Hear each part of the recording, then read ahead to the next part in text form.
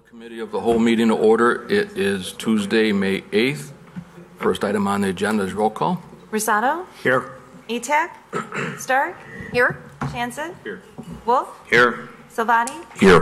Brown? Here. O'Brien? Here. Callahan? Here. Meitzler? Here. Malay? Ewer? Here. Cerrone? And McFadden. I do believe Alderman Cerrone is here. He just stepped out of the room for a few minutes. He's in the ladies' room. There he comes. Okay, so we do have a quorum. We'll move on to the next item, which is items removed, added, or changed. Do we have anything? Okay. Next item is item 3, matters from the public from items that are not on the agenda. Moving on to item number 4, the wastewater treatment plant update.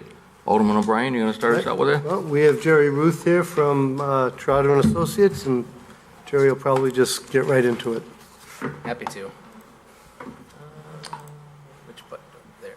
All right, everybody. Good evening. So for this month's update, just to inform you of some of the things that have been going on down at the treatment plant, the main building up at the north end of the site has been coming up out of the ground quite a bit. We're working on the elevated slab concrete is now complete for the 1/3 of the building that's going to be cast in place concrete. We're also working on the second story walls that are being poured this week as well. The chlorine building electrical and mechanical systems, they're still just about complete. They're not on critical path, so they've been sort of put to the back burner to focus on getting rough ends in the main building completed. The non-potable water vault, same sort of deal. We have all of the equipment there. We have all of our electrical rough ends. We're just haven't had it completely started up and punched out quite yet.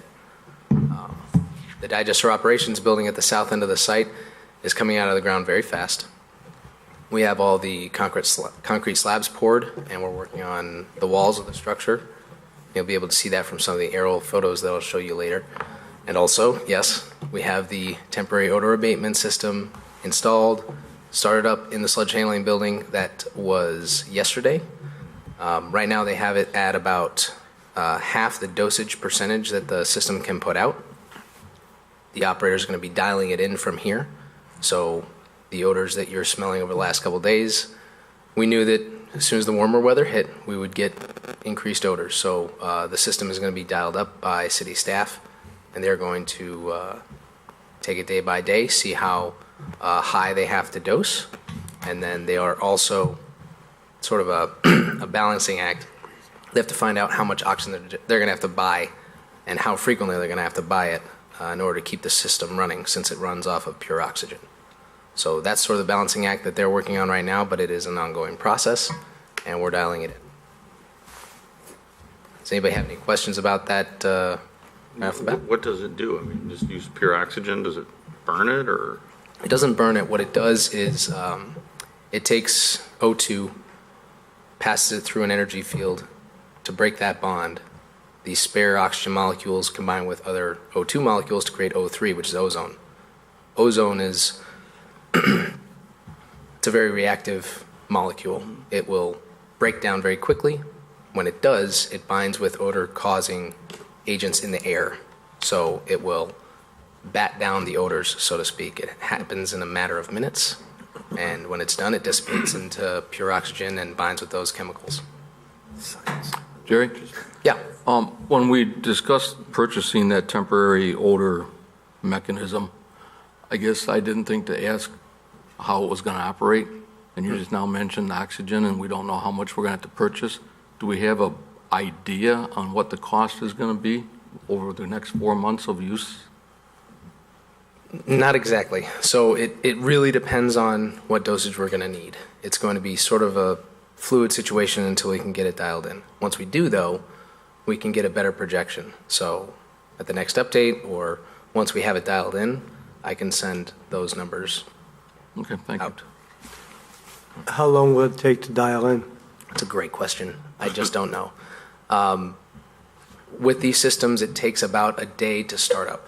It takes about 12 hours to purge oxygen through the system, and then you can start creating ozone. The reason for that is because you don't want any moisture still in the system damaging the equipment. So once we had it started up, it's creating ozone. we will change it on probably a daily basis at first. That way we can get a baseline for how much oxygen we're using at this setting. So that's what I've talked about with city staff, and that's what we're moving forward with. Thank you. If I were going to guess, I would Yeah. say it's going to be about 3 or 4 days before we get it dialed into the right percentage.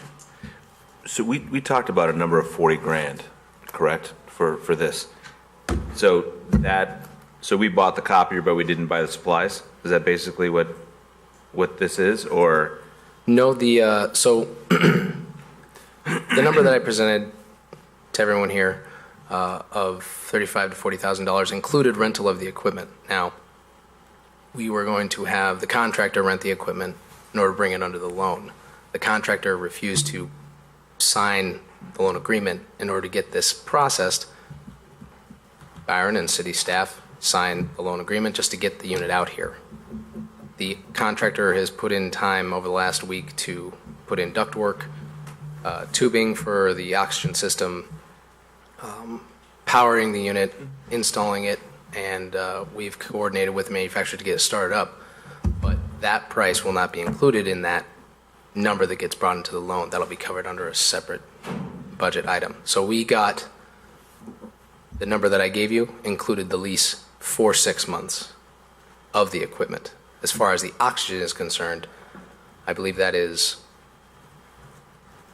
several $100s per 12 pack. Basically, oxygen comes to the site in 12 canisters of oxygen, and it's at a certain pressure. When that is exhausted based on consumption, then we'll be able to better judge how much cost will be there. But my number that I gave you was an estimate of that. Okay. We're also supposed to get numbers from the contractor for the T&M work that they did to set up the system. So once we have that, that'll become a CMR. I will bring the change order with that and other items that we've been holding on to council next time I have an update. Okay. Anyone else? One comment on that too, just to clarify too. Since we're not doing the loan or the lease under the contractor's heading, he also isn't getting his markup on there. So there's some differential savings there. Whether we're making a big loan payment or whether we're making a big loan payment minus this payment and making this payment elsewhere, it's still the same dollars out of the city's Right. ultimate fund. Thank you, Gary. So, quick question, is I mentioned it, schedule, how are we doing with that? Schedule, we've been chipping away at it. We are 3 days sooner than when we last spoke. Contractor has another schedule update due to me in about 7 days. Okay, And so when we have that, we'll have a better judge. He's been putting a lot more staff and time into getting the concrete done, which are the critical path items for the main building, and getting the digester operations building up out of the ground. So there has been a concerted effort to add staff to site by the contractor. so it sounds like it is improving. It is, By incrementally. yes. Anybody else have anything for Jerry? No? I don't think he was done yet. Oh, I'm Yeah, he's sorry. still got- I'm sorry, any more questions? Sorry, continue Oh, that's on. fine. I'm going to cover all this real quickly. I don't want to make you dizzy or whatever, but I'm going to flip through this. Please stop me if you have any questions again. So here's the progress of the site for engineering and construction, totaling about just over $13,600,000 for the cost of the project as of now, and an estimated progress of about 61%. Change orders haven't changed, but like I said, as soon as we get that change order from the contractor on the temporary odor abatement system, I will bring the next change order forward. Right now, it's in the neighborhood of a couple $1,000s. It's really minor. So we decided to hold on to it until we got this odor control unit in. Schedule update. As Alderman O'Brien requested, we have 29 days, I believe that is, where we used to be 32, so 3 days better. He's working at it. Don't necessarily need to focus on these, but if you have any questions, again, the red tasks are the critical item tasks that are ongoing right now. Now for the fun part, now some photos. So this is the main building at the north end of the site in March. In April, you'll see we're getting the elevated deck on the left portion of the building, and the walls are coming up on the right. And this was the construction site last week, working on the walls on the second floor on the left-hand side of the building. You'll notice in the back, this is back a month, in the back part of the building, we also put up the walls on the maintenance garage up to the bearing height of the steel joists that are going to span that area. So there's been a lot of progress there as well with the masons. Here's the view from the west in March, in April, and last week. So for the digester operations building, in March we were still digging a hole. In April we had the backfill going. You could see the difference in the digester cover assembly. It's starting to get painted. At this point we have the digester cover in the west digester installed in the digester, where they'll finish assembling it there, and then they'll leak test it, finish coating it, and start it up. You'll see the building down here as well. These are the two wet wells that will be part of the new pump station of this building, and this is the basement room where all of these sludge transfer pumps will be housed. And that is the update. Now, are there any more questions that I did not cover? Mark? I guess, Sorry. with the, adding the odor control, how much did that actually, if we hadn't done that, would it have been like 6 days closer to closing up the schedule? Did that put them behind, or? That didn't put them behind. Okay. That's it. Thank you, Jerry. Yeah, no Appreciate it. problem. Have a good evening. Thanks, Jerry. Okay, we'll go on then to item number 5, which is Resolution 18-55-R, approving a intergovernmental agreement with Batavia Park District for dam signage and lighting. Memo from Gary Holm, comes out of City Services. Alderman Wolf. Thank you. The city is working in cooperation with the Park District to install signage and lighting on the North Dam site. The attached intergovernmental agreement was drafted by our city attorney and has been reviewed by Park District Council. The agreement has been approved by the Park Board. The agreement contains the following general conditions. The Park District grants the city permission to install various signage and lighting on their property.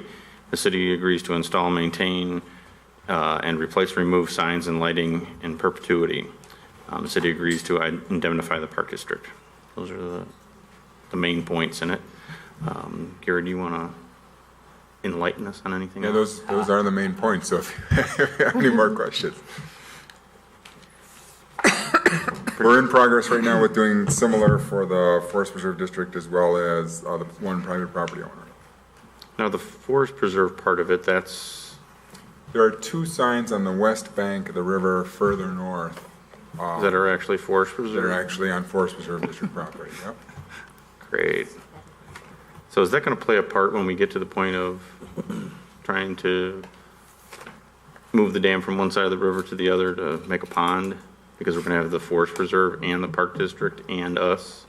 At some point in time, involved in if the city ever goes with the conceptual or anything close to the conceptual models, which had that berm extending northward of was it Duck Island, and then heading over to the west, that's Forest Preserve property. Okay. Yeah. They've been very cooperative. Their attorney has already approved the agreement. It's just on their schedule for their board to go through and approve. So at this time, their staff is just putting it on the agenda and getting it to their board. Does anybody have any questions, comments? Dave? Gary, the one sign here says, danger, dam, X amount of feet ahead, do not proceed beyond this point, violators subject to fine. I guess my question is, do we have any ordinance, is there anything on the books that we can actually institute a fine? Can the police department actually impose a fine on somebody? That's going to have to come to you, and that'll have to be part of this project. Okay, the other question I guess I have is how come these signs don't say something like, this is the property of the state of Illinois? You're a funny guy. I'm going to vote no for it because I voted no for it all along because I don't believe it's our sign, our dam to sign and put lights on, and I don't believe that we should be accepting responsibility and putting insurance on something that does not belong to the city of Batavia. I've had that argument, and I'm starting to sound like Alderman O'Brien when we talk about 100-year floods and size of pipes, but as long as I'm sitting here, I'm going to have that argument, so my vote's going to be no. Okay. Can you remind me who owns the other dams up and down the Fox River? Some are, if I'm not mistaken, Gary, you can probably, some are IDNRs and some are, Kind of all of the above. Municipality. They're all, but they're all different. there's actually recorded titles that say that for those, There are. yes. That's part of the history. I mean, and I think the city, before my time here, tried to give the state the title, and the state refused to accept title. Yeah, I remember that. For the dam, so I don't remember what year that was, but. Did they refuse it, or did it just get lost? Got lost. And they never accepted it. Yeah, Basically is what IDNR told us, is they did not accept it because we didn't have a plan to let them do something with it, so they didn't want to own it. That was their last statement that they made to us. Okay. Do I have a motion to recommend a council resolution 1855-R approving an intergovernmental agreement with the Park District for dam signage and lighting? Second. Alan, one more question, I guess. Dave? Gary, the lights that got put up, are those the lights that we're approving tonight to do? So there's 4 locations with lights, the 2 that are already erected. Then there are 2 more that will go on individual signs that'll shine directly on the signs themselves. So those are the signs that'll be closest proximity to the dam, so that they're kind of the last resort sign that someone might see in the dark before they reach the dam. Those we can't put up until the signs are erected. But those are part of the lighting of this project, yes. Mike? So what liability do we have with all of this? Like, what kind of exposure? Putting up lights and putting up signs? I can speak to that since it's a legal liability question. The boil in front of the dam is such that it could cause death if someone is trapped in it. And so the allegation would be that the city of Batavia failed to properly warn people of the dangers associated with being in and around the boil of that dam, such that we have tried to insure ourselves against that risk as the city, and the insurance company refuses to insure us unless we take these measures. But, so we take these measures, are we accepting ownership of the dam? Because I have to agree with Dave, I don't think we own the dam.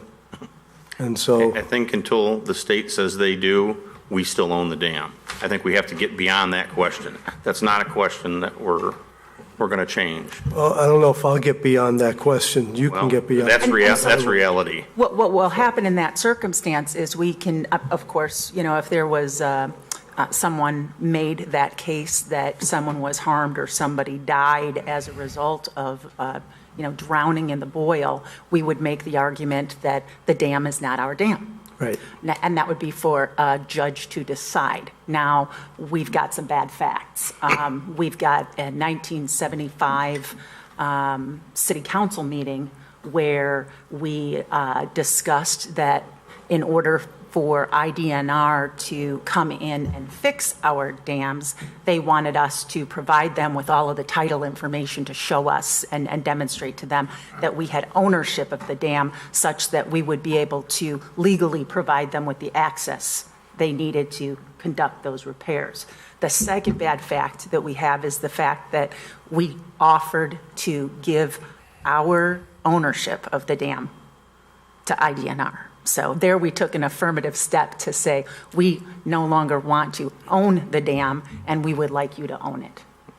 That affirmative step, again, we shouldn't argue this tonight, we've argued it in the past, but I will anyway, I guess. That affirmative step was taken to acquire the surrounding property owner's ownership. IDNR said, or the state said, if you get this, we'll take ownership. So the city got it. and then said, here you go. Handed it over to them, and nothing ever happened to it. Did you say the city got all of the ownership? Yeah. Okay, I think that's probably where our case might be difficult, is because we acquired I think it was. that ownership, even though it was promised Yeah, that they would take it. what I'm hanging my hat on and what I've been told by a legal is the intent was there. And the state fell down on their intent. So we'd have to let a judge decide. So we've, in all of this, of course, we've obtained the city attorney's advice, and so that, and his advice is that it would probably be found that the city owned the dam. Well, no, the last meeting we had with the city attorney sitting here, he said that he can't find anywhere that the state owns the dam. The question I asked was, can you find anywhere that we do? And the answer was no, other than that city council meeting minutes. So I got one other question on this, Alan, if I could, and I'll stop. But, okay, if we put these signs up, and since we've had so much concern over signage and lighting on something that the city owns, that in the 20-some years I've been sitting here, I've never had this much conversation about signage and lighting on some piece of property that the city may or may not own to be covered insurance-wise. Have we set a policy or protocol to monitor the lighting and the signage so that if it falls down or isn't working, that it gets repaired immediately so someone doesn't then get hurt and then take a picture with their cell phone and say, well, the sign was laying down, so I didn't know? I think we would take our best efforts like we always do with any sign. I mean, you could paint that exact same story for a stop sign in a subdivision street. Well, yeah, I know, and I knew that would be the argument, but we've never had this much discussion about a stop sign in front at us on a street. We've had a lot of discussion. I think we have. But we've had a lot of discussion about the legalities of putting up signs and lights on this dam. Again, I'll go back to the city has a good track record, an established track record of maintaining our infrastructure and our signage, and we respond to and perform inspections of our items. So, are we going to be out there, at 10:02 on a Tuesday when the sign's been knocked down at 9:58? I mean, we can't reasonably make that, a guarantee. But will the city act in a reasonable and professional manner to maintain the signs? The answer is yes. Okay. And we don't have to go to IDOT to get a permit to put it back up, right? Too soon for that. Okay. And there have been fatalities in neighboring communities where the city was made part of the lawsuit, and they were able to get out of that lawsuit because they did have paper evidence that the dam was owned by IDNR. We don't have that protection. We don't have Dan? that. My thought is, as we continue to talk about this, the city has got the weakest case when it comes to trying to defend this thing. It feels to me like we just need to take responsibility. We're putting the lights up. We're trying to protect people. It's in our town. We're trying to warn people of the danger that's there. I'm reminded of the song from Frozen. We need to let this go, and we need to move. It'll look nice with the lights up. Have you heard from anybody at River Rain? Are they happy with the lights being up on the dam, or? I don't even know that they would know, short of looking out, their windows, because it's not as if their building suddenly now is daylight. Right, there. right. So, yeah, short of looking out their windows or walking out on the path in the last 48 hours, I'm not sure that's the whole goal of these lights, was to make it so that we identify the hazard to somebody who's out there without making the whole downtown look like daylight. Artie? Yeah, Dan's absolutely correct. When you're getting into questions of negligence, if it falls at 9:57 and it's not down by 10:02, that doesn't go to the city's there's no negligence on that part. But to your point about how much we've been talking about it and then not do anything about it, now we actually have moved into negligence by having the discussions, by doing all of those things that now we would step back and say, no, we don't want to accept that because we would take our chances in court. That shows kind of a willfulness that you can still debate whenever anybody sues, ownership or non-ownership. We're taking the prudent, conservative, insurable way of accepting what we can accept and protecting city assets and the public by doing those things, putting those things which would reduce our risk for negligence. Mike? So, I agree fully. I agree with what Dan said. I mean, I will support it because we do need to keep people safe, absolutely. But I just want it known that the dam is not ours. That's it. So I got to say it. So when I support it, the dam is not ours. Okay. We have a motion and a second on the floor to recommend this to council. Let's do a roll call. Chanson? Aye. Wolf? Aye. Salvati? Aye. Brown? No. O'Brien? Aye. Callahan? Aye. Meitzler? Aye. Malay, absent. Ewer? Aye. Saron? Aye. McFadden? Aye. Rosado? Aye. Atack? Aye. And Stark? Aye. Motion carried. Okay. We're going to move on then to item number 6, which is information on the electric utility NERC deregulation. Alderman O'Brien, do you have that? I'm just going to hand it right off to Gary. There was no memo on it, so I guess Gary's saying it's good news, so. It is, and I apologize for Alderman O'Brien. He called me earlier this afternoon, and we just weren't able to touch base to go through the background prior to tonight's meeting. So I will start from zero with everyone. When we put in the 138 kV system back in 2006, 2007, we became regulated by FERC, the federal agency, through NERC, the Northern Reliability Corporation. We became regulated to follow certain steps, certain standards, do certain things in order to ensure that we were not going to affect the bulk electric system. Taking 10 steps back in the mid-2000s or ish, you remember the whole rolling blackout that affected like the East Coast. It just propagated through and went up into Canada. That sent alarms through the whole electric utility industry and established these corporations, which then established procedures that you all had to meet in order to keep something from like that from ever happening again. Similar incidents had happened out in California. So there was a whole series of incidents over the course of about 5 to 10 years there that essentially led to the establishment of these rules. Okay, so in 2007 we became subject to some of these rules as part of the 138 construction and our direct connection to ComEd. When we did that, and it's now 10 years old in public knowledge, when we did that, we had a certain deadline that we had to meet, and we started doing everything that we were supposed to do under that deadline. This is back in 2007. Everything that we were supposed to do under that deadline, but we didn't properly report it. So when I got here in mid-2008 into 2009, we had our first audit, and those of you who were here at that time will remember that we were found in violation because even though we had started the procedures back in 2007, they weren't properly reporting them. So the city ended up paying a fine of, I think it was like $10,000.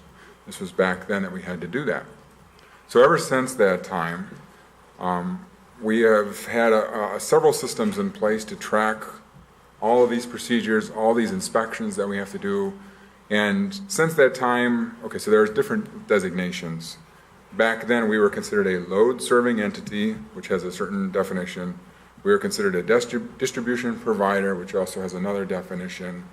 And they wanted to make us a transmission owner, which we always fought, and for the first several years, we were disputing that, and then they finally acquiesced and said we were not a TO or not a transmission owner. So we were really just an LSC and a distribution provider. So we had hired Avant Energy in 2011, it's been about 7 years ago now, to manage all of our NERC and FERC stuff for us in combination with one of our staff members, Mustafa, who is our staff liaison on this. So all this reporting and all this paperwork goes back and forth between Avant and Moose and NERC, and basically we have a whole bunch of regulations that we have to report on and comply with, 95% of which are good utility practices that we're going to want to still follow anyways. It's that 5% of paperwork which the good news is coming out of here tonight. So as time has gone on, these entities, these definitions of a load-serving entity and a distribution provider have changed. And it was about 3 years ago that the load-serving entity designation fell off. We no longer had to be a load-serving entity. So then we were just a distribution provider. And the reason why these are changing is because as time goes on, these corporations are finding that people have made improvements, people have changed their procedures. Even though they regulated some people, they regulated through a vast net and regulated everyone back then, they're finding that, hey, maybe some of these people really don't have the impacts we thought they would. So why regulate them anymore? We're going to let them no longer be regulated. So that's kind of what's happened over the course of time. So now we were just a distribution provider. And then about 6 weeks, 8 weeks ago, they rechanged the definition for distribution provider. And they're now saying that you're only a distribution provider if your feed is greater than 75 megawatts. Okay, so our system load last year was under 100. I mean, it was in the low 90s. Okay, that's our entire system load, and we have 2 feeds. And from an electron standpoint, there's no argument that can be made that one feed is 75% and the other feed is 25% of our load. From an electron standpoint, we just consider it a 50-50. So if you take 90 and you split it in half, you only got about 45 megawatts on each feeder. That's 30 megawatts less than the 75 megawatt threshold. And we were able to make that argument to them, and then they subsequently said in the last month here that, yes, we can agree that you're no longer a distribution provider, and therefore we really no longer have any designations under the NERC and FERC regulations, which is good news, but I'm going to explain to you where that puts us. If one day we grow and we cross that 75 megawatt threshold, assuming definitions haven't changed by then we'll go back to being regulated again. And as I told that story back in 2007, we don't ever want to find ourselves in a position where we suddenly become regulated and we find ourselves in a position where we're going to be not in compliance again, because that's what happened to us when we first became regulated the very first time. So these things are standard utility practices. It's inspections of batteries. It's inspections of the infrastructure. It's controls like security, making sure that somebody in a dark van with dark windows doesn't sit outside the substation taking notes and then we just ignore them. Those are the types of things that we're under an obligation today. If under the NERC, we were under an obligation that if that scenario, and it's played out a couple of times since I've been here, where we've had a vehicle parked at our substation that we don't know who they are. We're under the obligation, we have contacted the FBI, because that's our protocol, in order for them to come out and investigate. It's turned out to be nothing, but that just kind of an idea of the nature of the regulations that we're under. Our skater room, for example, at our public works, the reason why it was one of the first rooms to get the swipe card is because we have to have a record of who goes in and out of that room. We have to have a log of it. Again, a good utility practice, nothing wrong with that. Those are all things we're going to still keep on doing. We just don't necessarily have to be fearful now that this anvil will come down on our heads, because we're no longer officially regulated. We still want to practice the same practices.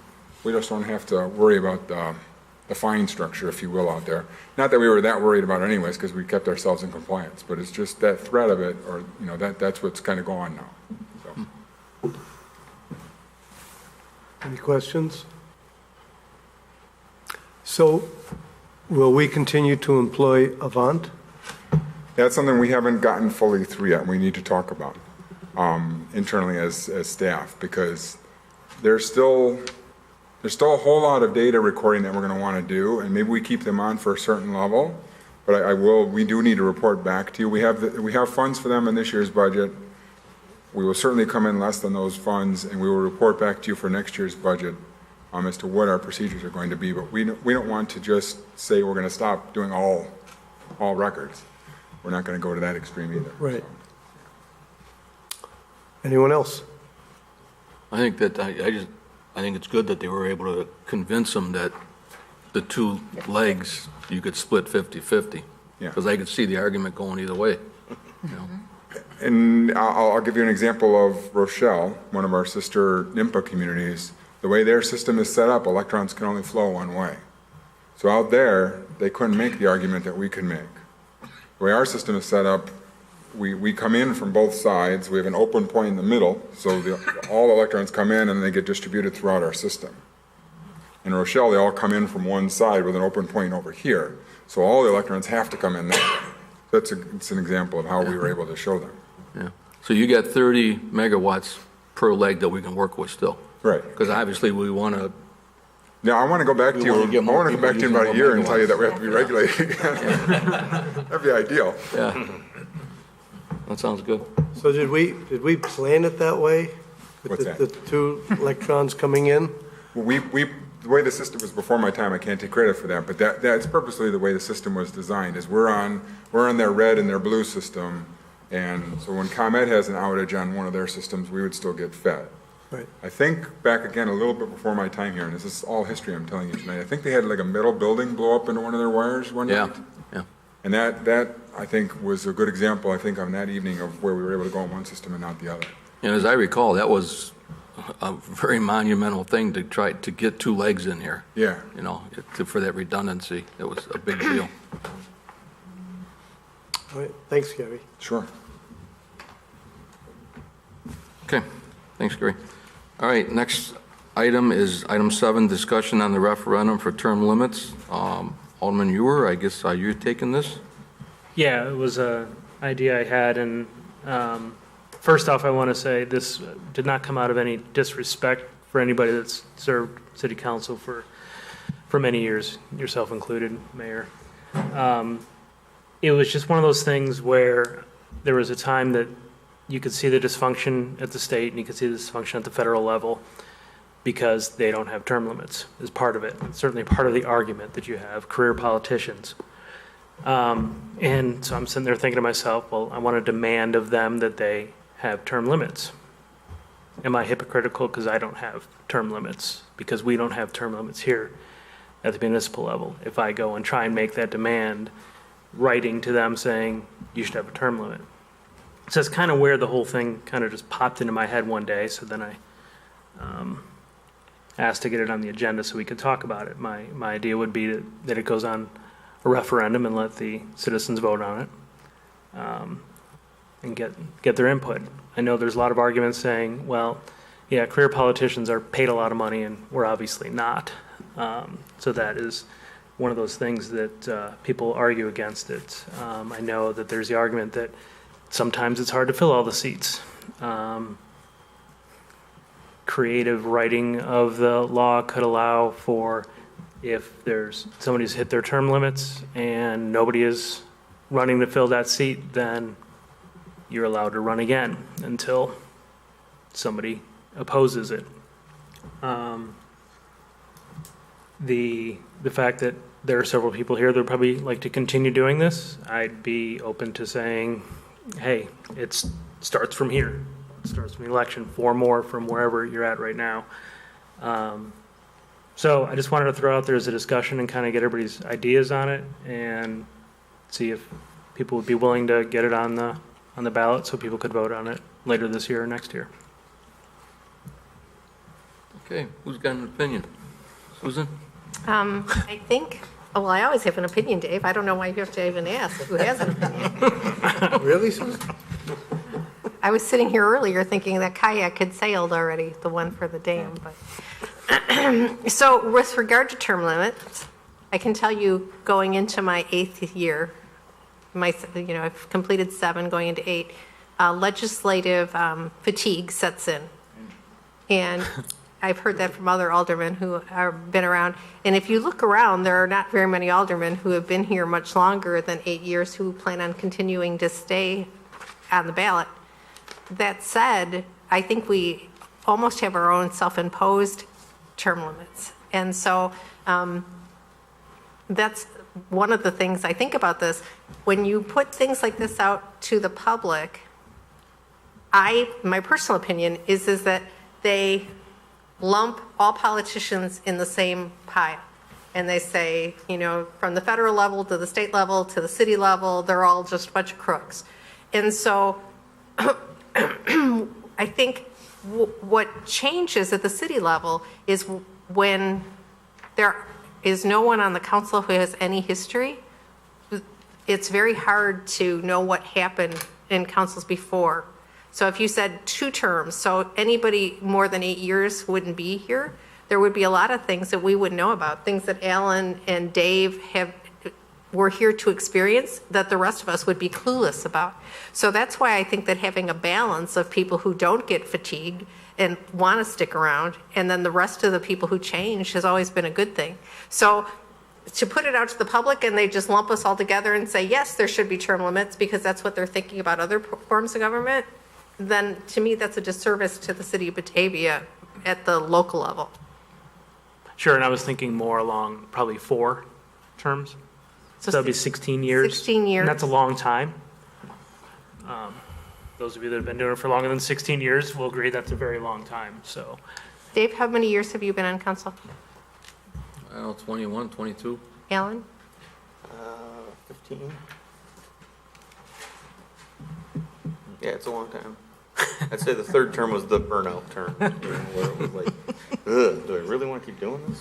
Oh, what's the 4th term? Oh, And then I got did. your second win now? Yeah, it is. And, I guess what I'll say is I've always felt like, and I've seen this in a lot of different places other than places where you can't get rid of somebody. I'll leave them nameless. You have the ability to have term limits anytime somebody does something wrong or, people don't agree with a group of people that are on the city council. That changes. I mean, when it's necessary to not to have the same people there because either they're not involved or they, have a mindset that they don't want to change anything or do anything differently or listen to anybody else, they get replaced. So yeah, it takes 4 years to do it in most cases. So it is, I think, tough. I don't have a problem if you want to go with 4 terms. I don't think there should be anything else in there that keeps you out of, that if it's 4 terms, it's 4 terms and not 4 terms and then a non-consecutive one and you can do it again. I just don't think, I think 4 terms and that's it. That's my feeling. Dan? I would generally support 4 terms as well. I came into this thinking that this is a huge, monstrous mistake. I'm not sure if any of you guys are LinkedIn friends with Gabe Gabrielson or follow his blogs. He's a national speaker. He's in our industry. He wrote a really great piece. It's 3 paragraphs long. I'd like to read it very quickly. It's faster than my Tobacco 21 speech. So, but he starts out, again, no offense to anyone who has served here multiple terms, as you said. That's not why we're talking about this, and no offense to you who brings this up. But he says this: any individual who advocates for mandatory local term limits for local government offices has either never worked in local government or is a fool. He goes on to say that there are 3 things that get messed up by having term limits.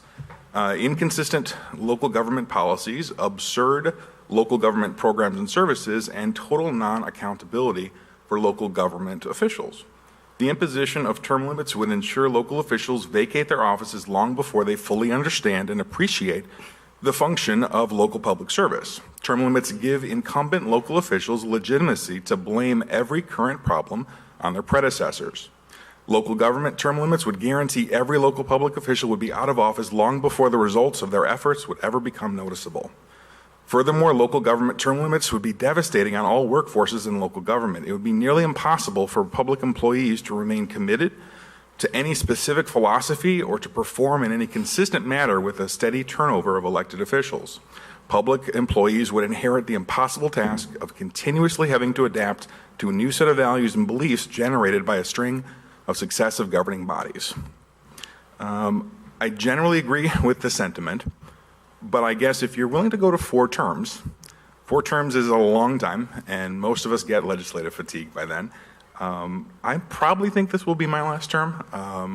No one has run against me, though. I mean, I got appointed, then I ran, and then I was surprised when I was the only one to turn in my petition. And then I thought I made some fairly dumb choices during my first term, and no one ran against me. I think I made some dumb choices during this last term, too. I don't think anyone's going to run against me again if I choose to do this again. But that said, we make $4,800 a year.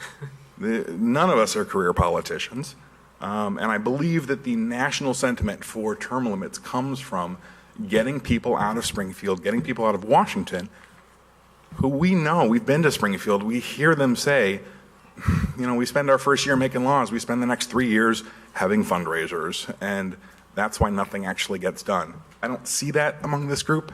I haven't taken a dime for running for office. I don't intend on ever, taking money for a campaign. I learned that lesson when one of my manila envelopes was a little short on hundreds for a developer. Oh, okay. Kidding. Honestly, when people on Facebook say things like that, they say, you're in this for the money. I would not be driving a 6-year-old used car and be living in a townhouse if my pockets were being lined. So I generally am against this, but if you go to 4 terms, I'll think about it. Thank you. Anyone else? Elliot? Yeah, I tend to agree with kind of what I'm hearing here. To me, this one is, I get it, the symbolic nature of what you're trying to, show to those that we do find in Springfield or Washington that, have long expired their usefulness. I agree at the city level, though, I don't see this being necessary. I think we've been very fortunate to have the council that we have, to have the dynamic that we have. And sometimes I'll hear people say, the council's just so big, there's so many people, it's so much money going. It's really not, to Dan's point. And truly having 14 people here almost helps quarantine that any one person would become so powerful that they could orchestrate it. We don't run this committee that way. We don't run the council that way. So I get the symbolism, but I don't think I would be in favor of trying to do this. That being said, putting it to referendum is probably the only way I could consider it, because I would never be afraid to put that question to the people, even though I totally agree with what Susan is saying. In most people's eyes, it doesn't matter what level. Marty? Yeah, I do not agree with term limits because, like I've said before, I wanted to have the discussion on it because it shows we're actually not afraid to have the discussion about it. And that's part of where I think we succeed. Each individual election should be its own term limit. You should have people that come on and say they're going to stay as long as the people will have them, because that's a public choice. You're kind of limiting people's choices when you put term limits. But you should also have people that go in and say, I'm only doing this, and make it clearly known. I'm only doing this for 1 term. I'm only doing it for 2 terms, if I'm allowed. Because then you have expectations of, I think what Susan said, you have new and experienced, where the blending of that usually determines the best type of products. When we're also talking about, how many people, I was counting, since our election in 2013, there have been 28 people who have sat in these seats and gone. 28 people. So there's no shortage of people in 5 years to do it. So I don't know why we would do a self-imposed, other than if we were going to do a referendum that based on that it's a public choice, we shouldn't dictate it. It should be fully a 100% citizen-driven referendum. If residents do it and residents come up with the signatures and put it on, great. But then knowing there is a time where, be careful what you ask for, because if everybody gets term limited out and nobody is willing to stand up, because here this discussion is tonight, where is anybody clamoring for this to do it? If they're not going to clamor for it, take what they're saying out of us. Take responsibility, take personal responsibility, and don't sit there too long. Okay, take responsibility, and you sit here if you want to call it. Mike? Well, I thought Dan put out an email this week. I thought was well put. And I agree with it fully. I ran my first term. I was successful, and no one's run against me. This is my 3rd term. I guess it's my 3rd. But so I guess I would be opposed to term limits. I don't think there's enough people out there who are going to come in and fill it. We've had empty seats sometimes where people did not come to, from whatever ward to fill the seat. And a point I heard, referendum, and I am so opposed to referendums. And I guess it's because I feel scarred being on the council, and I've lived in the city for 26 years. And the city has been scarred through referendums. We're a representative democracy. We take all the memos we get, we research different points to get more information so we can have meaningful discussions with one another. And so we're in it. And the majority of people are not in it, but they're going to vote. And it's nothing against the residents. I mean, they got their lives to live, and they're living their lives, and they're saying, you guys take care of it because I got soccer games, and I got work, and I got a second job I got to get to, and they're expecting us to take care of it. And the scarring came, the council, and I wasn't on the council at the time, but for the new bridge, second bridge. We desperately need a second bridge. What happened? Referendum, it failed. We had a big discussion on this dam. How many times are we going to talk about it? They were taking it out. The IDNR were going to remove it. It went to referendum, it failed. And it would cost nothing to the city of Batavia.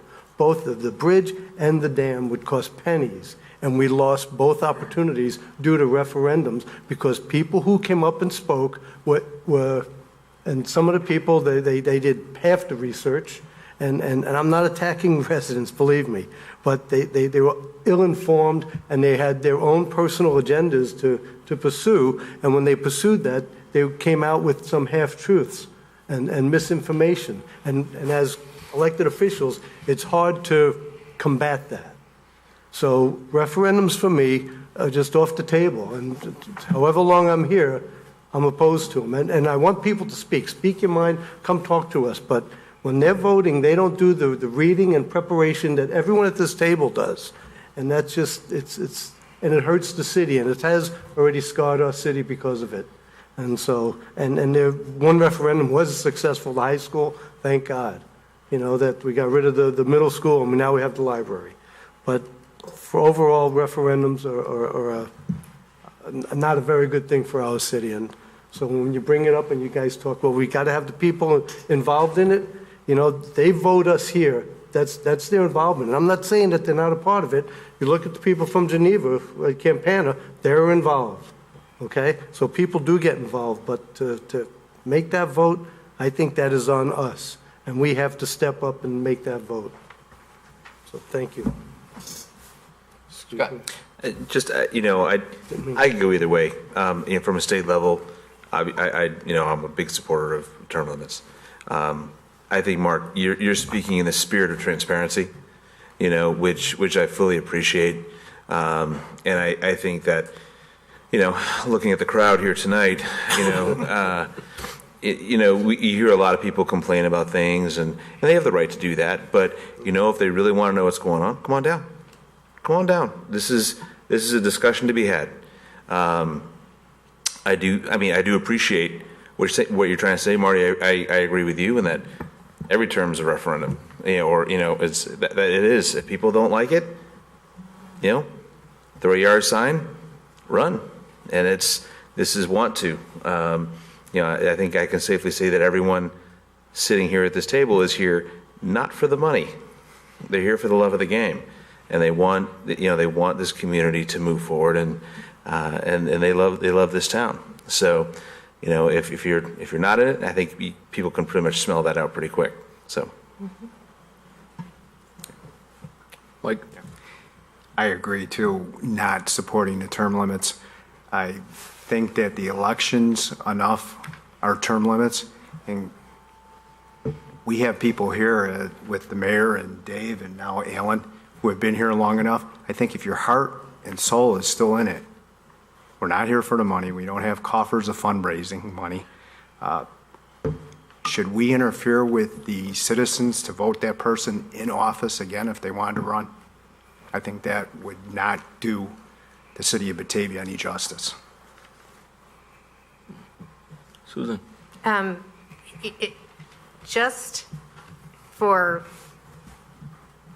grins, Dave, how many meetings a year are there that we could attend? Roughly 160.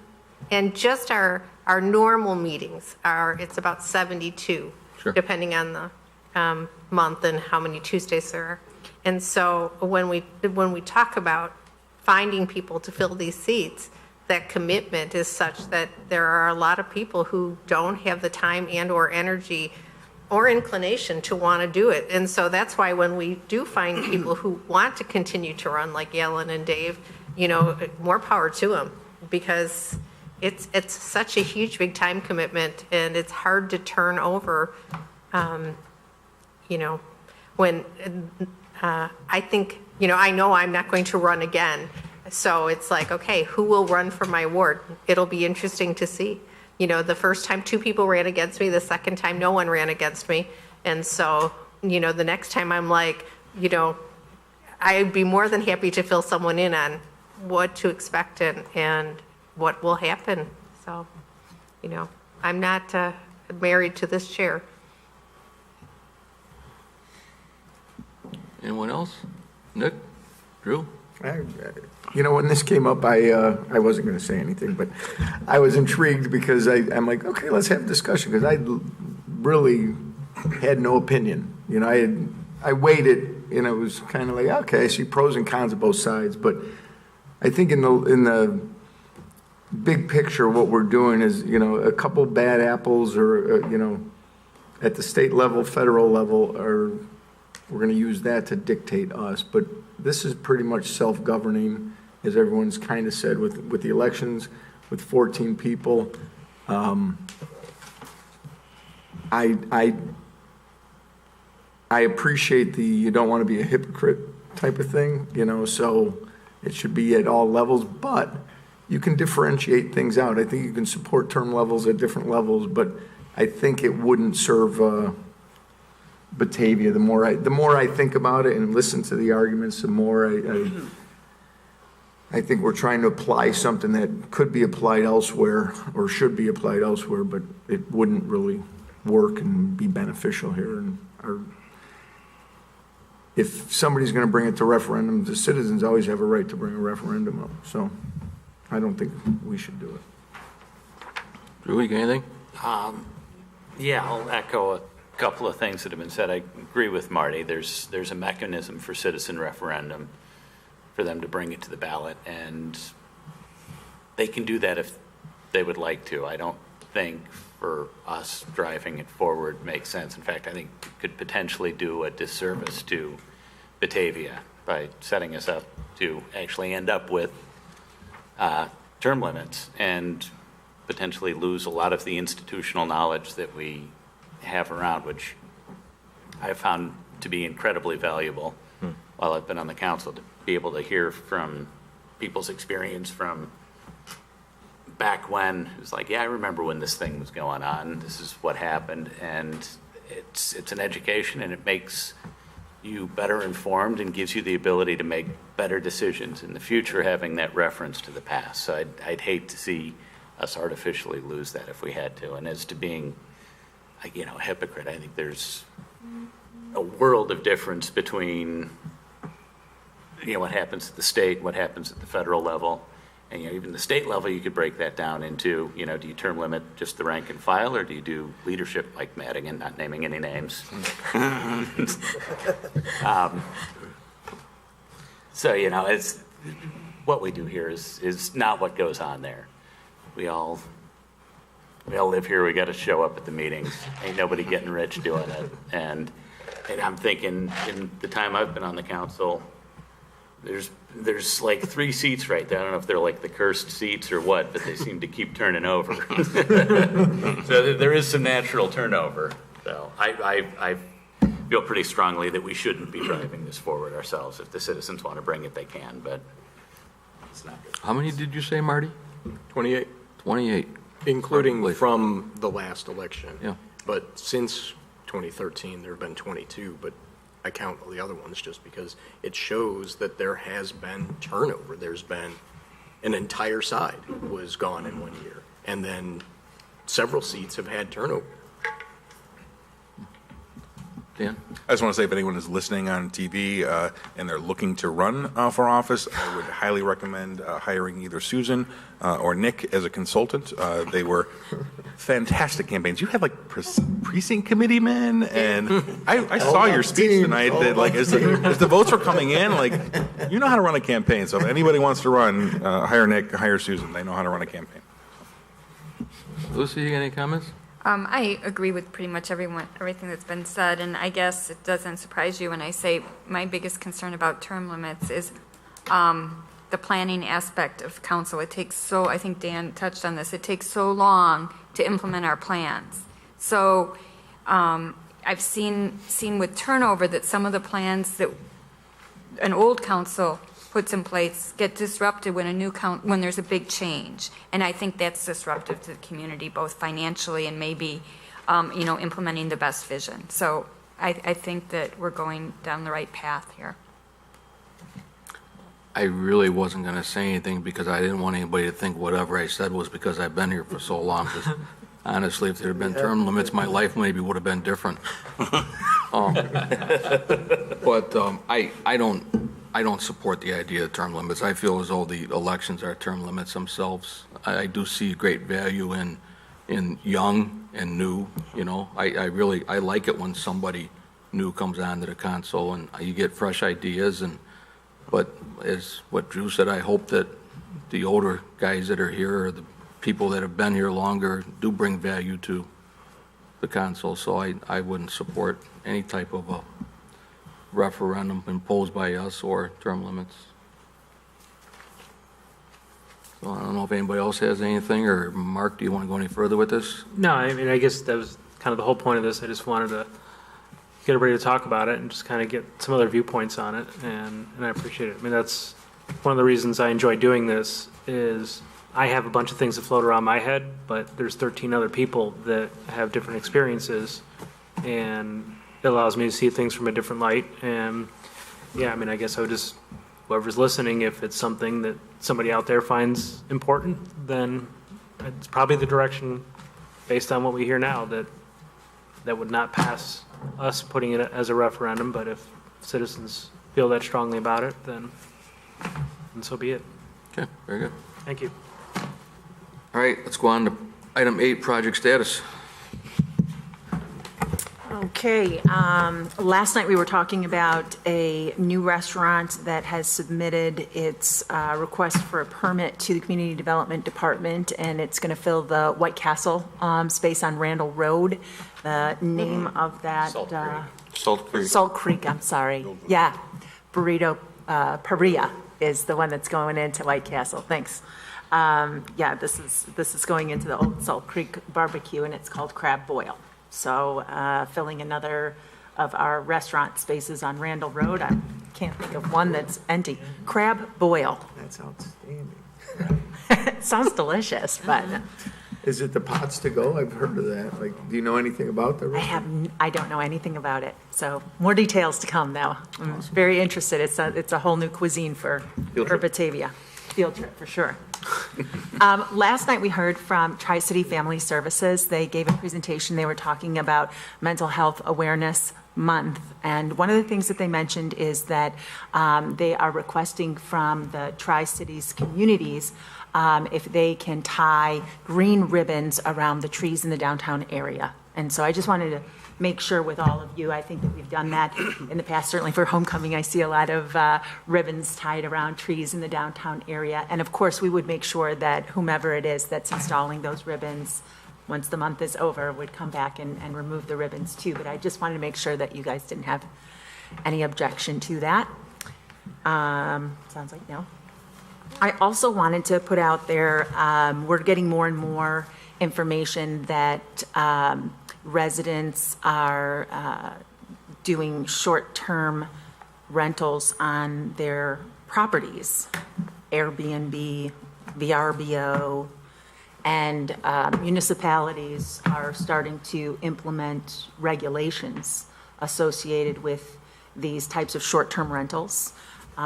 They are requiring those who are doing those short-term rentals to register with the city so that the city is aware of the locations of those. In some cases, they're requiring inspections to make sure that there's a certain standard of accommodations there, since it's a reflection on their cities. And I was wondering if council would be interested in exploring that as an option at this point. I've seen a presentation by the staff from the village of Schaumburg. They have a pretty robust ordinance associated with the short-term lease. And perhaps if you'd like to take a look at that and see if it's something that you'd like to adopt. So I was just looking for your feedback on if that's something that you want to take a look at now or wait. I would say Alderman yes. McFadden, yes? I would say we should at least have the discussion. I know I've heard from several people in my ward had some questions and concerns. So I would like to see that discussion come forward. Okay. Would that be rolled into as part of like the B&B that we created a couple years back? And would it fall under the hotel and lodging tax? It could. Okay. Those are all kind of decisions that need to be made, whether those things are going to be treated the same or differently. But it certainly could. I think in Schaumburg, it does fall under their. Yeah, I think a lot of places do consider it. Apply the 8% tax. Right. Right, I was going to say, I know some places do that when you rent it, you end up with a tax on it. Yes. Look, my son just did one in New York. See how that one was. And Airbnb, I understand, is very good at collecting and distributing those taxes. I'd just be curious if you could do a search, get us an inventory, as if we know of any homes that are doing this. I'd just be curious who's doing this. We have approximately 12 at this point. So we had 7 last year. We've got about a dozen now. It's because we're the number 49 beach community in the United States, isn't it? Probably. Word gets around. TripAdvisor. Alderman Stark. I would, the inspection part of it to me is interesting because we have always not been able to put forward anything when it comes to like rental home inspections, like for year-long rental type property, that kind of a program, because we've had such pushback. And so now, and also that we don't have enough staff to be able to do it. So then now to additionally regulate Airbnbs would be kind of an interesting step. We do have on hold a position within community development that is a part-time code enforcement, part-time building inspector. But I'd like to wait and see how things shake out with sales tax revenues in May before we propose whether to move forward with that position or not. But that could have an impact on both of those matters. I think I would join with you and ask you to proceed with it. I think we ought to kind of be in front on this one. We shouldn't be in a position where we start having houses that become party houses that next thing you know, you got 15, 20 cars. I mean, hey, I have friends stay at my house every now and then too, but to be in that business and, have 20 cars parked in front of your house for a night and that disrupting the neighbors and everything, I think we should try to be in front on this one. Okay. Mayor? Yeah, I just want to throw the insight in that almost on a daily basis here now for about the last 3 or 4 months, I've been involved in conversation with both the code enforcement department and the police department, and we have some unique living situations going on in this town. The police department is relatively certain that we've had a gentleman living in the Brayburn Marsh, among other things, where he basically goes out there and I don't know, he gets in a sleeping bag or he puts a box on himself or whatever have you. And he moves around, so he's not always easy for them to find. We've had a couple of incidents with him. He's left town for a while, and they told me today, I guess he's sighted back in the neighborhood. We've got another person that wants to live in the bus shelter, and that's become very problematic for us. And I can't begin to tell you, and I say this in commendation, Dan Ewell, as our police chief, has done a phenomenal job in trying to deal with this. to the degree that the guy's getting up at 4 o'clock in the morning, putting on his uniform and coming down and watching what's going on here, because there's some interesting sidebars to this thing that I'm not going to talk about in a public session. But we've got some very unique issues, the likes we've never had to deal with before. The code enforcement's got we've got 2 or 3 things going right now where we're not sure what we got. We got some people living in some backyards, and there's some trailers that suddenly appear, and there's 1 or 2 vehicles that move from the east side to the west side, and we have one that moves every night seemingly to a different parking lot. And you know, we're trying to, are you living here? Are you living in this vehicle? What's going on? And we get almost a conversation that leads me to believe there's some mental issues going on here with a lot of these folks. So we're spending a lot of time with this, and it's taken a lot of time out of stuff at the Community Development Department, i.e. the inspection group. And what Laura just said, you know, I think we really need to take a close look when we get our next sales tax report, if we can afford to have this part-time code enforcement, part-time building inspector position put into place, because as you all know, we've got Prairie Commons now apparently coming on to the forefront, and they're going to start building 242 townhouses, and we've got other folks that are talking about doing stuff over on the west side. It could be another 200 plus units. And then we have a huge pile of plans in there for all these people that want to buy an old house and restore it and flip it, or do something. I know we've got meetings later this week for a couple of other smaller subdivisions that want to come in. There's a lot of activity right now. It's fired up to the degree back to what it was prior to 2008, and we've got a tremendous number of people seemingly wanting to come in here. And if you start talking to realtors or to developers, the response I get is, well, I've got clients that want to move to Batavia. And there's specifically there's 2 groups seem to be the younger couples that have small children, maybe not in school yet, seem to want to get in town. And then there's, I would call them the grandparents that are chasing the grandchildren group. And there seems to be a lot of those. And they are all seemingly looking for ranch-style houses with somebody outside cutting the grass and plowing the snow. And I think that's some of what you're probably going to hear from some of these developers who are in here now, because that seems to be the attractive type of house that people want to buy and move into. It's not bad stuff. I mean, other than these few homeless folks that we're chasing around town here, because we don't know what's really going on with them. I think it speaks well for our police department that we try almost on a daily basis to keep track of some of these individuals, to figure out what they're trying to do and what they're trying to accomplish in whatever it is we're doing here. So we got our plate full here right now. This has become a very busy city, and we've always been busy, but we've got a degree of activity here, the likes of which I don't think we've had in about 10 years. And so I just wanted to share that with the council, that there's multiple things going on in kind of this community development forefront, and Scott and his crew are really being taxed to the max as far as demand on them for what they're being asked to do. So are you supportive then of this, or are you thinking? Yes, absolutely, that we need, I'm very supportive of the police department, because that we've seen some antics from some of these folks that are wandering around here that have not been, at the very least, sanitary, if not anything else. I mean, there's been some real shenanigans by some of these people. So they seem to know that the Batavia police are jolly on the spot, and we keep I'm sure at roll call, we discuss every 8 hours where we've seen certain individuals at in this community. And so we're a nice enough situation where we're small enough that we can we know everybody on that police department knows who these people are, know what they look like, know what they're looking for, and they can, every 8 hours, we can exchange information or intelligence about who went where or who's doing what.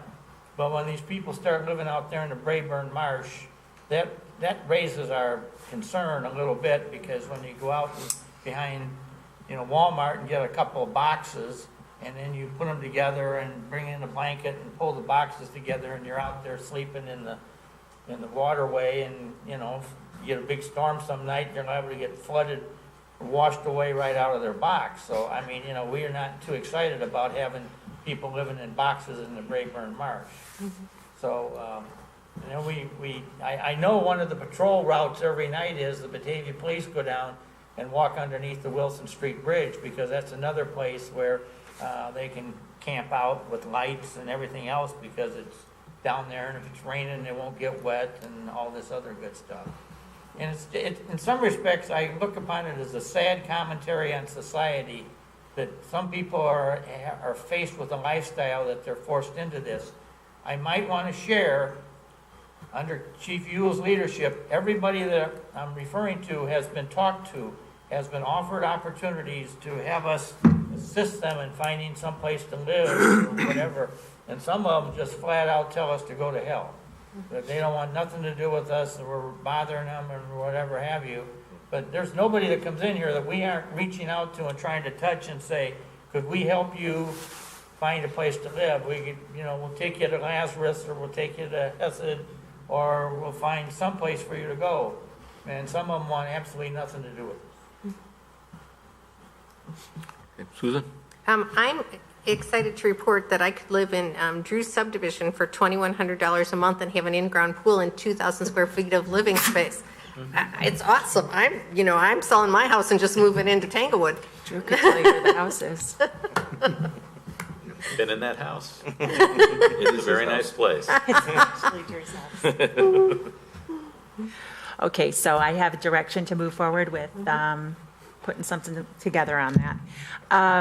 May 29th will be our 5th Tuesday of the month, and it's the day after Memorial Day. So I'm just wondering if everyone is planning on being, I already see some shaking heads to see if that's a meeting that we want to, so perhaps skip that. Yeah, everybody needs a break. Everybody needs a break. All right. So. Thank you.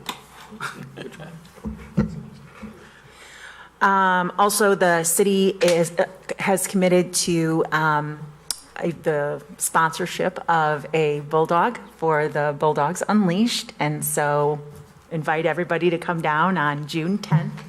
Mayor is going to be our representative at the unleashing of the Bulldogs at that event, so we're proud to promote the Park Foundation and the Library Foundation in their efforts. It was a great event for our city last time, and they're getting plenty of sponsorships. Again, I know it's going to be a very nice event this year as well. Mike Kamen, who is our GIS specialist, is putting together a map similar to what he did for the citywide garage sale. And he's going to do a map of all the bulldogs around town, telling people who the artist is, who the sponsoring organization is, and if there's kind of a story behind that. Because I was just at an event on Monday that was for the Batavia Women's Club, and with the Batavia Women's Club and the Mothers Club have combined on sponsorship of a dog that looks like Wonder Woman and is called She Barks for Those Who Can't Bark for Themselves. And I thought that's a really kind of a nice story to share. So things like that, I think it'll be a very fun map for people to use and to engage in trying to find all the unique bulldogs around town. Also, the power outage notification and other emergency notification process that we talked about at a previous meeting is going to be going into place on May 14th. Wow. Is when that's going to launch. So hopefully we'll have a lot better communication around those events. And that's all I have, unless anybody has any questions about projects. Gary? I just need to present an update for one of our projects. Yes. While Gary's coming up, does anybody have any questions for Laura? Elliot? Just excited to see the seating going on at Siemens. Yes. Any, not to get too optimistic and hopeful, any idea when the fence is looking to go down? I'm sorry, I don't have that information. Did you say once the grass took? Didn't you say At least that? 6 weeks from now. when the volleyball court But goes up. it's not going to become a public park, as they're saying on Facebook? I was noticing that perhaps we need to put a little more information out there about the Siemens project on our Facebook page so that And I was wondering, is people Siemens understand going the to, status. are they going to put signage up out there? Because it's not just going to become public property Mhm. as soon as the fence comes down. I mean, that's what a lot of people think. Theirs to sell. Right. It is their property. It's all privately owned, and Yes. there's some issues with it that probably preclude it from being sold in any time in the near future. I just want the fence down. Gary? Thank you. Some not so good news tonight. About 4 weeks ago, we came to you with the well rehab project where we awarded a contract to Lane Western to pull wells number 6 and number 8 for the purpose of rehabilitating them. Well number 8's been a good producing well for us, and we really wanted to get it back online before summer came. So that was our plan, was to pull well number 8 first, get it rehabbed, get it back online before summer came, and then do number 6 second. About 10 days ago, number 6 just completely stopped working. So we had to flip the plan and do number 6 first. And last week, they were out to pull well number 6 to see what the problem is, and they had a very difficult time getting it out of the hole. And when they finally got it out of the hole, the motor is completely gone, the mercury seal is completely gone, not physically gone, but I mean completely, shot at this point. The motor and the pump itself, the pump is very corroded. The last couple of days, they've televised the casing, and the well screen is about 90% filled, so that's going to have a chemical treatment. Number 6 is gone from a rehab to a total replacement. So when we presented this to you, we told you that both well 6 and 8 have what we call mercury seals, and that's a seal between the motor and the pump, and literally is mercury. And that's an industry standard that was allowed for years and years, and those pumps and motors can remain in service for as long as they last. You can continue to rehab them throughout their life, but once they physically have a failure like this one did, you can't put them back together again. So the mercury seal is gone on well number 6, so that means we're now going to have to go to a mechanical seal. Long term, that means that about every 7 years, we're going to be replacing that motor. That's just the nature of mechanical seals. And that's why they had mercury seals, but the environmental aspects of mercury are no longer allowed. So the total budget was $120,000 for the rehab project, give or take. And that was roughly $60,000 for each well. And right now it looks like all $120,000 is going to go to well number 6. And the problem is that well number 8, which was the first well we were going to do, has fallen off the pump curve. And what that means is there's a curve based on head, based on pressure the pump has to pump against, and gallons pumped. There's a curve that you plot, and the pump should fall in the range on this curve, okay, if it's operating properly. Well, when they fall out of the pump curve, that means that you've got issues with it. I mean, you've got operational issues with the pump, and it's not something, frankly, that we want to wait till next year to go after. So we're going to have to come back to you eventually with a budget amendment, or a request for an extra and a budget amendment, in order to be able to do well number 8 this year, in addition to what we've now found ourselves having to do with well number 6. If there's any one silver lining in all this, and that is the way we set up the contract is set up so that all these parts and materials and replacement things already have prices for them. So this isn't like T&M work where we don't know the end price. The pricing is all established. It's unfortunate that we got into items that we didn't want to get into, but at least we have the prices up front, and that was part of the proposal they gave us. That's why we already kind of know budgetarily where we're going to end up with well number 6. Well number 8, of course, still remains an unknown until we pull it. We're hoping well number 8 remains as a rehab project, and we're hoping well number 8 still is in that $60,000 range. That's something we'll find out though when we pull it. So right now, well number 6 has been taken apart, it's in pieces, it's been examined, and it's done. So we need to move forward with something new for well number 6. Gary, could you refresh my memory where are those two located at? I don't, 8 is south of the plant, water treatment plant. That's a deep well then, right? No, they're both That's shallow. shallow? Yeah, they're Okay. both shallows. It's due south of the treatment plant up there. Okay, yeah. There's one, I don't know if it's still in Mill Creek Lake property, I can't remember where it falls out there. 6, I don't recall the exact location of 6, and I apologize for not knowing off the top of my head. So Gary, could any of the mercury leach out of that? No, so when they pulled it, it was evident that it was not in good condition, and they know what they're doing. So they encapsulated it, they put it in the required enclosure or seal. The best analogy is like with a fuel pump, where you have a bathtub that surrounds it, and then they can open it up, and that's essentially what happened. Was when they went to start to work on it inside their enclosure is when the seal let loose, and so they captured all the mercury. All the mercury has been captured, and that's why they follow those procedures. But yeah. How do they dispose of it? I don't know how you dispose of mercury. That's a good question. Because it's and they're a forever. licensed contractor be working with it, so it's a heavy metal, obviously. Yeah. So I'm not a chemist. I don't know. Can mercury be reused? I mean, is mercury something that wears out? I don't know. So maybe there's a lot of new thermometers coming out. Yeah. Honestly, I don't know. Dan? Just because I can't remember us talking about this in a little while, what are the water levels like at the shallow? We just come back from IDNR where they were talking about all the pressure coming from Joliet and whatnot. Yes. I was curious how that's affecting our area.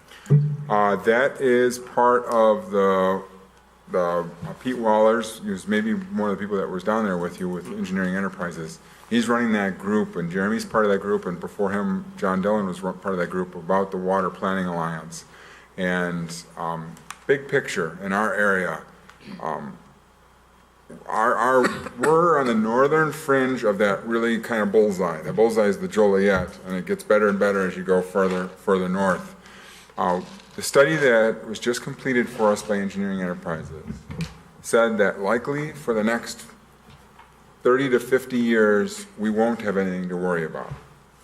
But that next generation of Batavians, 30, 50 years from now, may have concerns.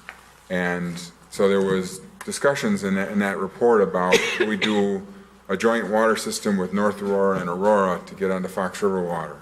Or could we do a joint water system going eastward to get on Lake Michigan water? Those things we decided at now, being 30 years out or 50 years out, we decided not to explore them really in detail. They were more conceptual at this time to say, here are some potential options that the city may explore many years from now.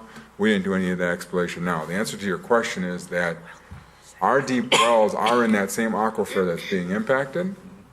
We're a little bit further north, so we're going to be impacted a little bit less, but it's long term. Where I live in Oswego, Montgomery, and Yorkville have just completed a study to look at doing Fox River water for the very same reason. We're all still in the same aquifer, so.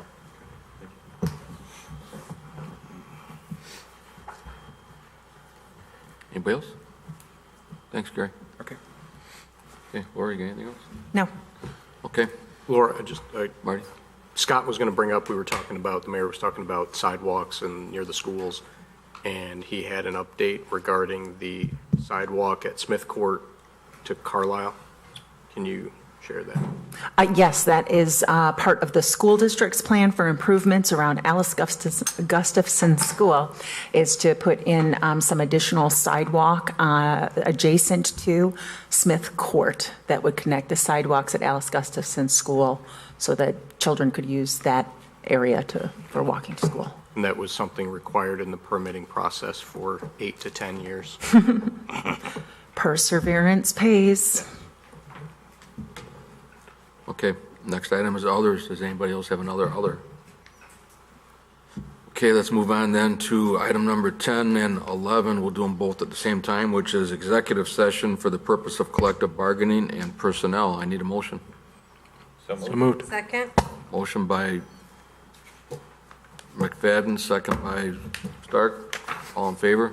Aye. Okay, we're in executive session and there won't be anything to come out of it.